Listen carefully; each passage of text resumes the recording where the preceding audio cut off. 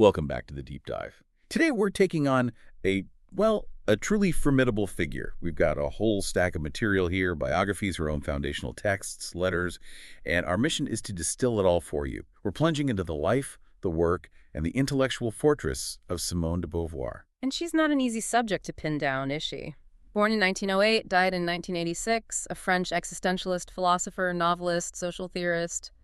The list goes on. It really does. And the sources, they paint this picture of a person defined by radical freedom, incredible intellectual rigor, but also a lot of controversy. Oh, immense controversy, both in her public life and her very private life. So that's our goal today. We're going to get beyond the cliches, unpack all that complexity. We want to synthesize her huge intellectual contributions, dig into her unconventional partnerships, and really measure the legacy of her most famous work, The Second Sex. And I think the first thing to get your head around is the paradox of her own identity. What do you mean by that? Well, Beauvoir herself didn't identify as a philosopher. Not really. She saw herself as a writer, an intellectual. And, for most of her life, and even when she died in 86, they didn't really see her as a top-tier philosopher either. Seriously? They saw her as what, Sartre's companion? Pretty much. Sartre's companion, maybe a very skilled essayist, but not, a capital P philosopher in her own right. That just seems like a massive historical oversight, given her impact. It was. It absolutely was. But I think history has sort of corrected that. Her influence now, especially on existential phenomenology and, of course, on feminist theory, it's seen as maybe even more enduring than some of the famous men she studied with. Okay, so if we had to place her intellectually, where does she fit? She's firmly in the camp of continental philosophy. Existentialism, obviously. Yeah. Existential phenomenology. And then later in her life, she moved more towards a kind of Western Marxism as she got more focused on the economic side of oppression. But the one thing you can't separate her from, the thing that defines her legacy, is her pioneering work in feminist philosophy. I mean, the name Simone de Beauvoir is basically synonymous with the second sex. Absolutely. And the second sex deserves all the attention it gets. It really does. But it's so important to remember the sheer weight of her other contributions. Her work on ethics, for instance. The ethics of ambiguity. Exactly. And feminist ethics. This wasn't just, dusty academic stuff. Her books were public events. She won the Prix Goncourt in 1954. That's France's highest literary award for novel, The Mandarins. Wow. And she also got the Jerusalem Prize in 75 and the Austrian State Prize for European Literature in 78. So she was a major public intellectual recognized at the highest levels. Which just makes you wonder, how did this woman, born into the rigid Parisian upper middle class, become this radical, award-winning, atheist intellectual who basically defined existential feminism? Well, to understand that, you have to go right back to the beginning. To her childhood. So, Simone Lucie Ernestine Marie Bertrand de Beauvoir, born in Paris in 1908. Her family sounds like the absolute picture of the French bourgeoisie of that time. It really was. Her father, Georges, was a lawyer who secretly wanted to be an actor. Her mother, Françoise, was from a wealthy banking family, very devoutly Catholic. And Simone had one younger sister, Helene. And the sources say her father was a huge influence on her early intellectual development. Oh, pivotal. He was apparently incredibly proud of how smart she was, always encouraging her studies. There's this famous quote, and you can just feel the gender bias of the era dripping off it. He used to boast, "Simone has a man's brain. She thinks like a man. She is a man." Wow. That one quote just sets up the entire paradox she'd spent her life fighting, doesn't it? Mm-hmm. The idea that being brilliant is somehow inherently masculine, even when it's happening in a woman's mind. Precisely. And that encouragement, it gave her the ambition, but then her world kind of fell apart. After World War I, the family lost a huge chunk of their fortune. And that crisis, ironically, is what set her free. It was her great liberation, it really was. Her mother insisted on keeping up appearances, so Simone stayed in this prestigious convent school. But the big change was the dowry. It was gone. Which in that time in class was a disaster for a young woman's marriage prospects. A complete disaster. But Beauvoir, she saw it as an opportunity. She knew she had to work for a living now. And for her, that wasn't a punishment. It was the path to economic independence, which she saw as the only way to be truly free. So a social failure becomes the catalyst for her own intellectual success. And this was all happening while she was having this intense internal philosophical battle. She was raised Catholic. She even wanted to be a nun at one point. But then around age 14, she just started questioning her faith.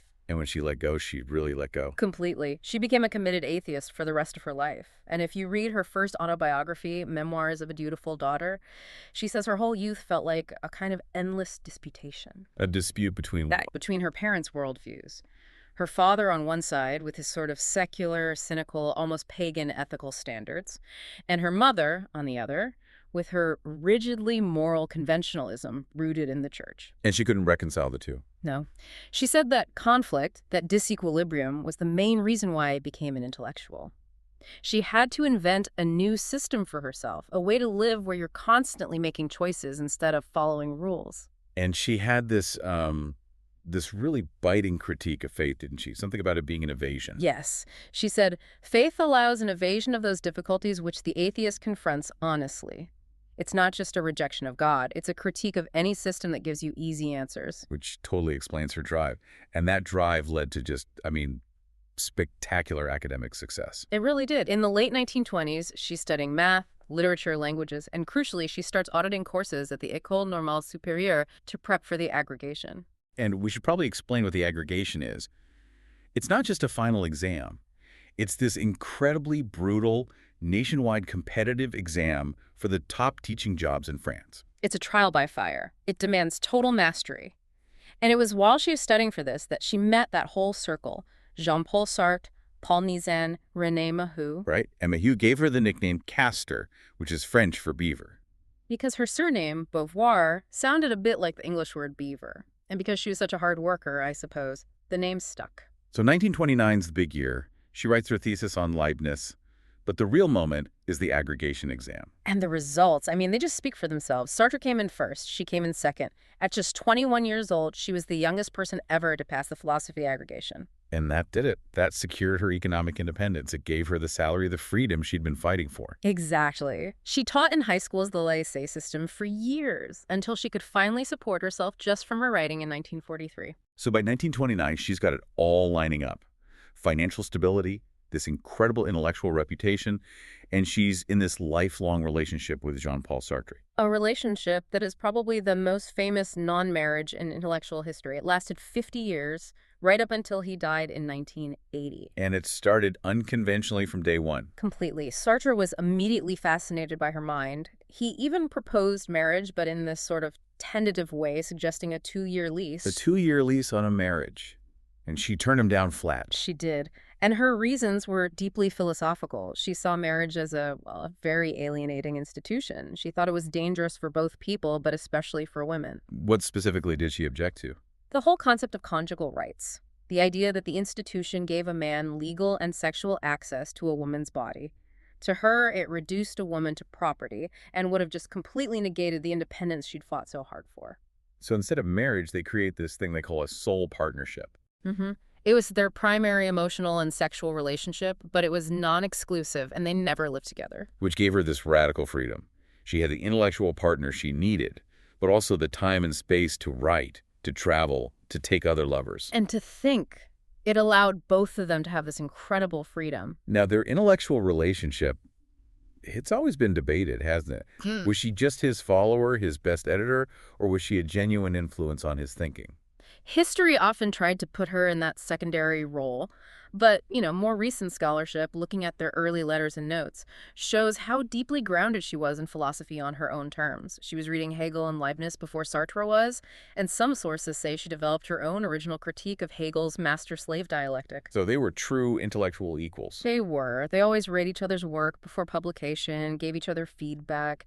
The lines between their ideas were often, intentionally blurry. And outside of Sartre, her other big famous relationship was with the American writer Nelson Algren. Yes. She met him in Chicago in 1947. She was on this 4-month tour of the U.S., which she wrote about in her book, America Day by Day. And that was a very different kind of relationship, wasn't it? It seems so. It was very intense, very passionate, but also very long distance.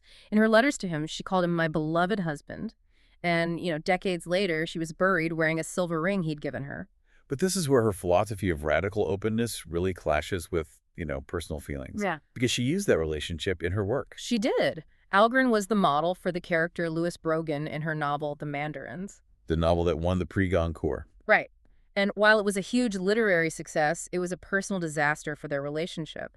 Algren was reportedly just devastated. He was outraged by how frankly she described their sexual life in the novel and later in her autobiographies. He felt totally betrayed. It really highlights this constant tension in her life, doesn't it? This absolute commitment to authenticity, but then the collateral damage it could cause to people she cared about. Exactly.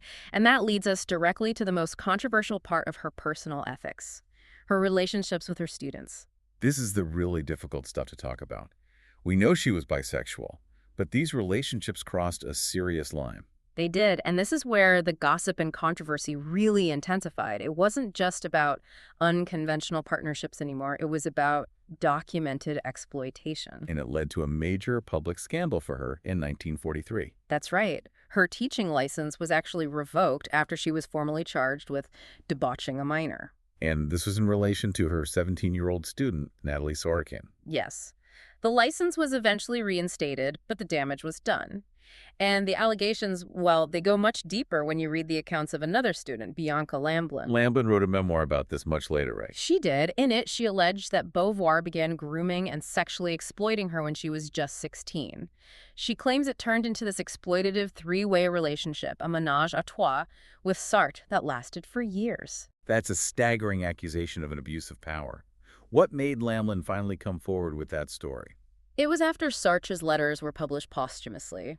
She discovered that he'd written about her, using a pseudonym, and reading his detached clinical descriptions of what she had experienced, she said she felt nauseated and disgusted. And it wasn't just her. No. Both Lamblin and Sorokin, and another student named Olga Kosakiewicz, they all later said that their relationships with Beauvoir had caused them serious, lasting psychological harm. It's a profound contradiction, isn't it? Here's this philosopher who's about to write a masterpiece about freedom and the ethical need to will the freedom of others. While at the same time, she's engaging in these incredibly unequal, damaging relationships that are built on her own power and authority. You can't understand the whole person without grappling with that tension. Right, so let's talk about how she translated her philosophy into public action. This idea of being an engaged intellectual. The key vehicle for that was the journal they founded, Le Temps Moderne, or Modern Times. She started it in 1945 with Sartre and Maurice Merleau-Ponty.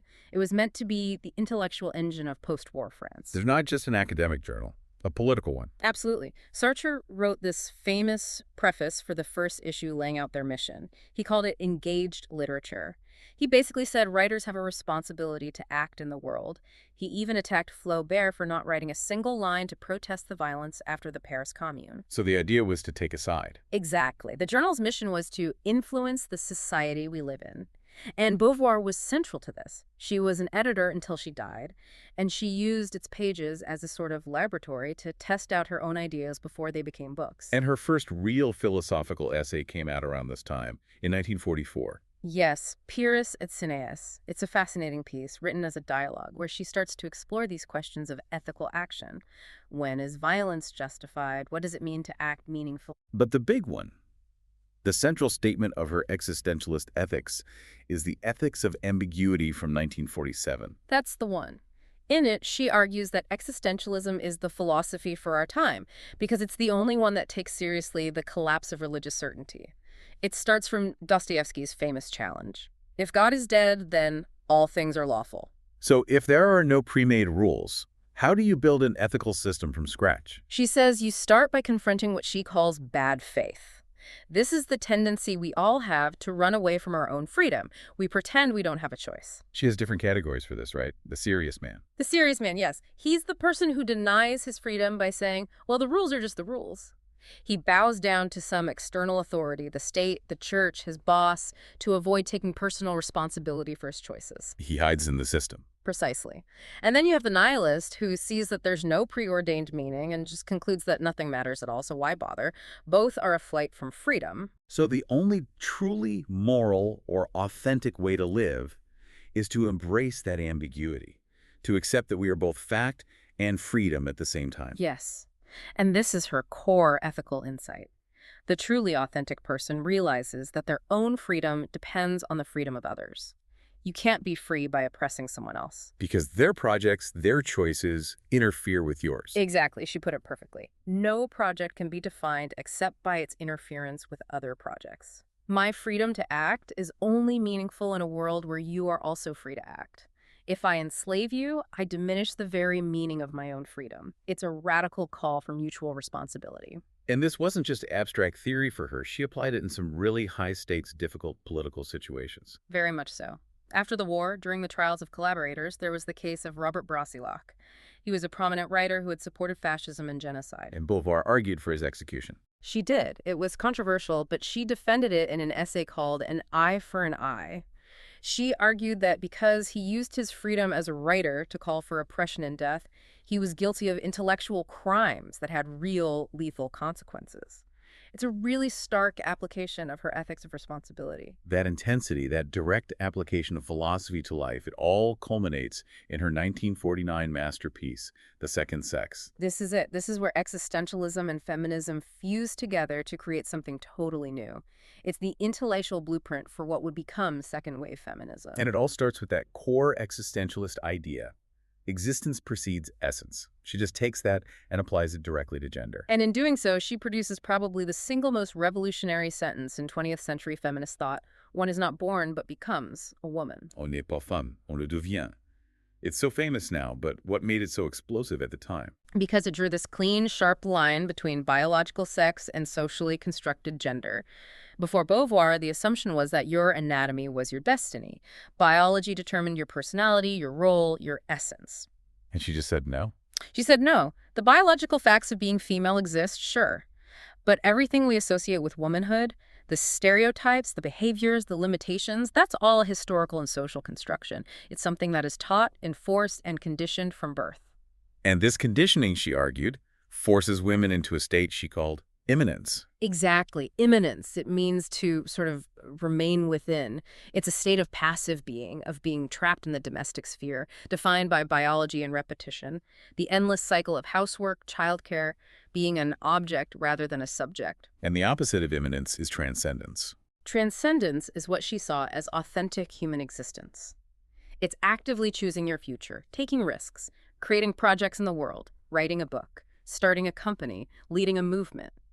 And her argument was that men are automatically granted transcendence, while women have historically been confined to immanence.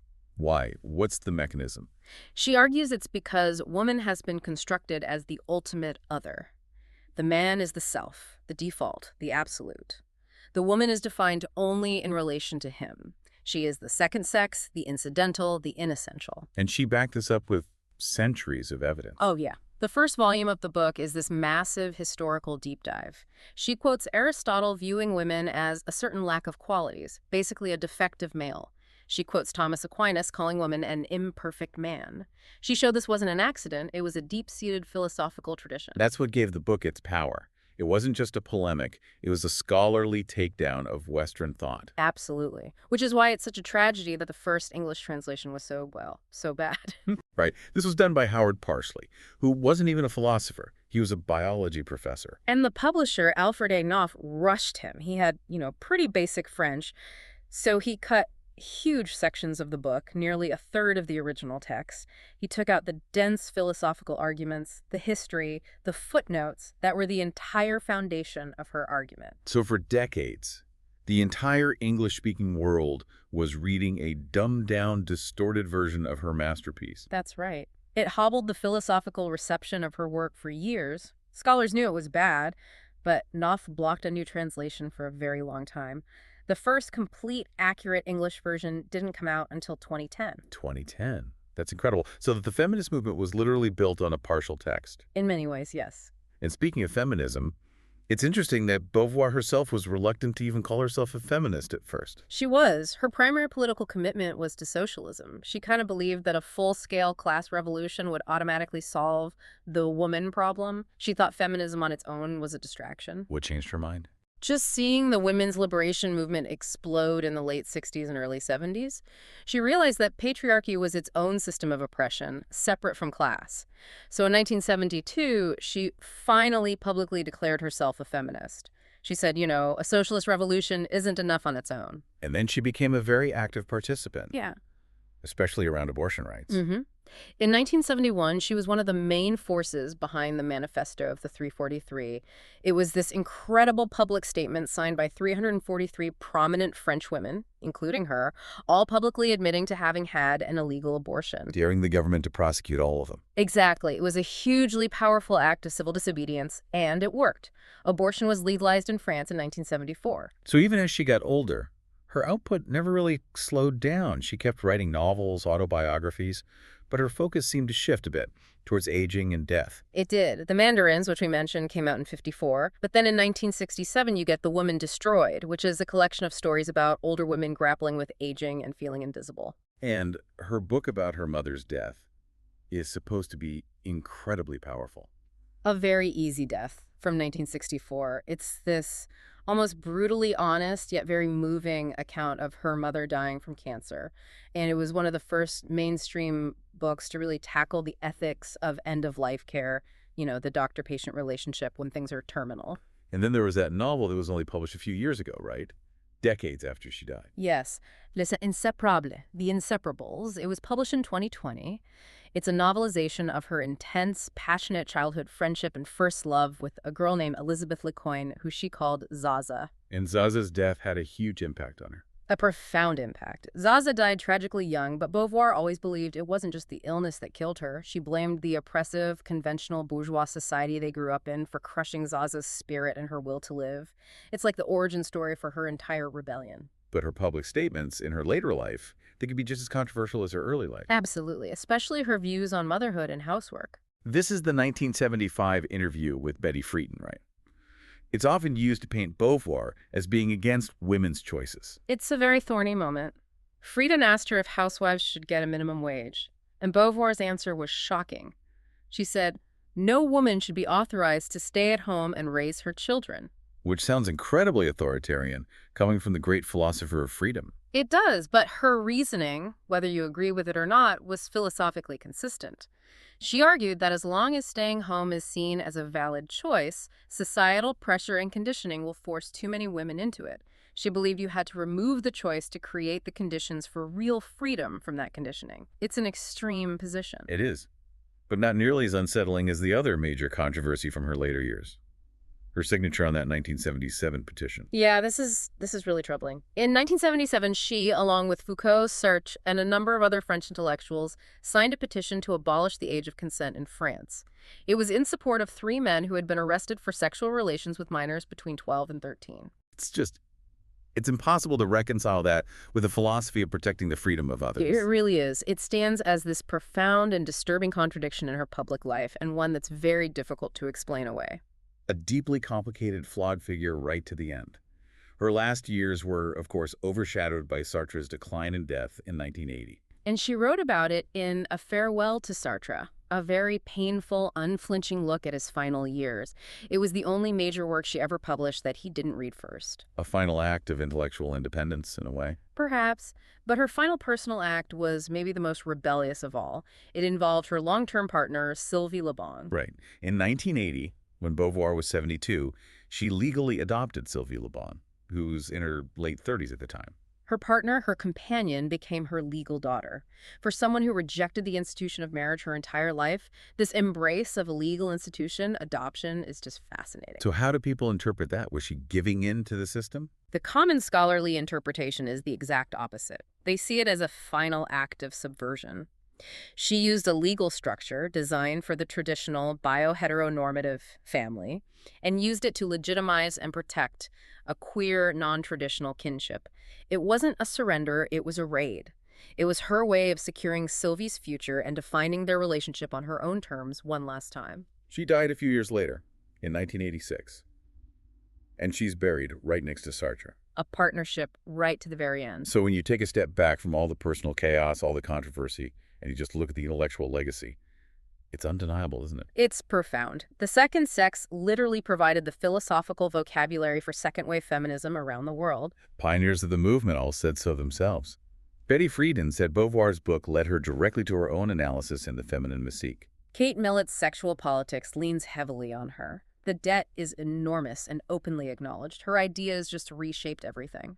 The very concept of a sex-gender distinction became the starting point for decades of work in sociology, history, literary criticism. It all comes back to that one sentence. One is not born, but becomes a woman. It just keeps inspiring new generations of thinkers. Absolutely. Monique Wittig riffed on it directly. And then you get someone like Judith Butler, who takes that verb to become and pushes it even further. This is Butler's theory of performativity. Right. Butler looks at to become and says, well, if gender is something you're always becoming and never something you just are, then it can't be a static thing. It's not a noun, it's a verb. It's an incessant and repeated action. So gender is this performance that we're all constantly doing every day, reinforced by the culture around us. Exactly. And that whole line of thought, which has been so influential, it starts right there with Beauvoir applying an existentialist framework to the problem of gender. It's why she's still so relevant. And she's getting the recognition now. There's a square in Paris named after both her and Sartre. Time magazine named her Woman of the Year for 1949. Her place is secure. Messy, complicated, but absolutely secure. So we've come to the end of our deep dive. We've traced Simone de Beauvoir's journey from this brilliant, rebellious daughter of the bourgeoisie to the architect of modern feminism. Her life was this constant, difficult synthesis of ideas and actions. A life defined by philosophical clarity on the one hand and deep personal ambiguity on the other. She showed us that living an authentic life is a messy business. It requires making hard choices, and sometimes those choices create a lot of friction. So as always, we want to leave you with a final thought to chew on, something that brings all this together. It centers on that final tension in her life between freedom and institutions. Beauvoir spent her entire life fiercely rejecting traditional structures like marriage, calling them alienating institutions. But then at the very end of her life, she used a highly restrictive legal institution adoption to formalize her relationship with Sylvie Le Bon. So the question for you is this. Given that her entire philosophy was about radical freedom and authentic choice, was that final decision to use the legal system to formalize a queer kinship the ultimate application of her existential ethics, subverting an institution from within, or was it a final contradiction of her lifelong opposition to those very constraints? That choice, using the system you hate to get the freedom you want, it's Yeah. a fascinating and very human problem, isn't it? It is. That's our deep dive. We'll see you next time.